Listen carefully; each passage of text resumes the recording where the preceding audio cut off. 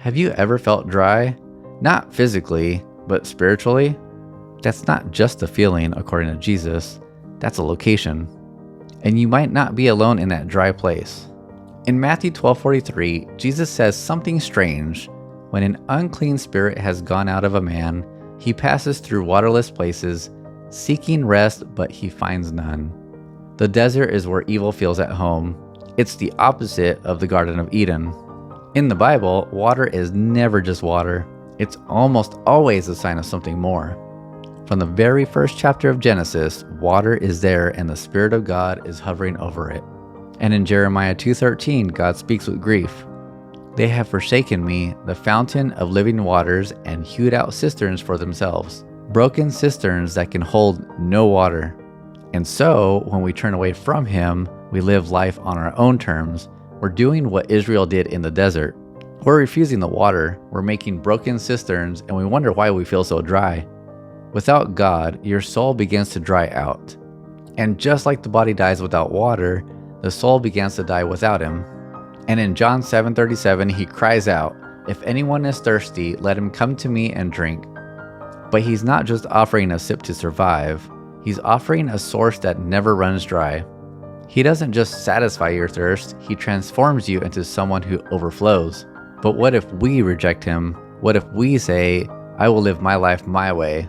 When we choose sin, pride, self-will, we choose the desert.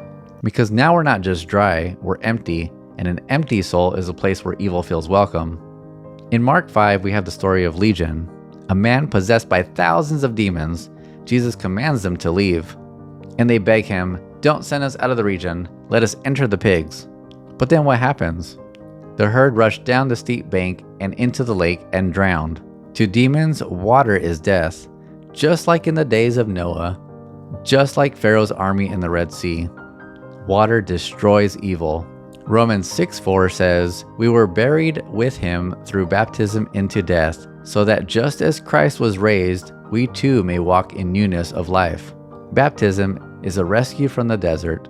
It's the Spirit pouring living water into your wilderness. Maybe you've walked with Christ and lately it's felt dry again.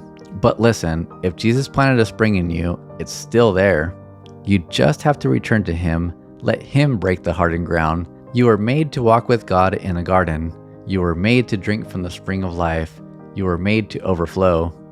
So ask yourself, where do you abide? Are you planted by streams of living water?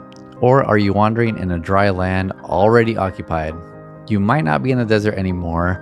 Maybe Jesus has brought you out of your wilderness. But here's the thing, someone else is still out there and they don't even realize it, but they're dying of thirst. That's why Jesus says, "Whoever believes in me, out of his heart shall flow rivers of living water."